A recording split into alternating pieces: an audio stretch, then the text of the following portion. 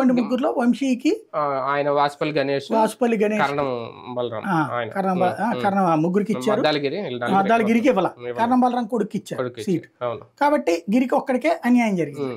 కానీ మిగతా ముగ్గురిది కూడా పార్టీలో చేర్చుకోకుండానే పార్టీ తరఫున ఇచ్చారు. అంతే తప్పించి 23 మందిని తెచ్చుకోవాలి, అక్కడి నుంచి 15 మందిని తెచ్చుకోవడం అయితే చేయలే. అట్లాగే అప్పుడు శాసన మండలి నుంచి కూడా ఎవరిని రాలేదు, ఒప్పుకోలేదు జగన్.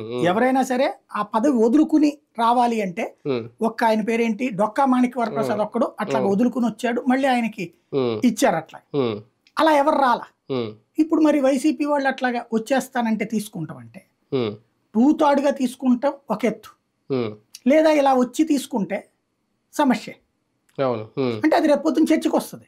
జగన్ చెప్పడానికి వీలు ఉండదు. ఇప్పుడు క్రితం సార్ నా దగ్గర 23 మంది ఎమ్మెల్యేలు పట్టుకుపోయారు, ఇప్పుడు ఎమ్మెల్సీలు పట్టుకుపోతున్నారు, ఇదేం దారుణం అంటారు.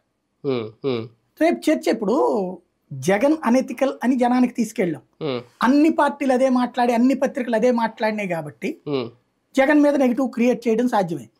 ఇప్పుడు మరి రివర్స్ అవుతుంది కదా. అంటే ఏ అధికార పార్టీ అయినా తన బలం పెంచుకోవడానికి చూస్తుందా? ఇక్కడ కూడా నైతికత, ఎథిక్స్ ఇవన్నీ చూడాలి, ఫాలో అవుతుంది. అధికార పార్టీ బలం అంటే మరి ఏదో ముందు అధికార పార్టీనే కదా జగన్, అప్పుడు మరి బలం పెంచుకోవాలని ఆయన తరహా రాజకీయం చేయలేదు. అది కదా, ఇది ఎథిక్స్ అంటారా?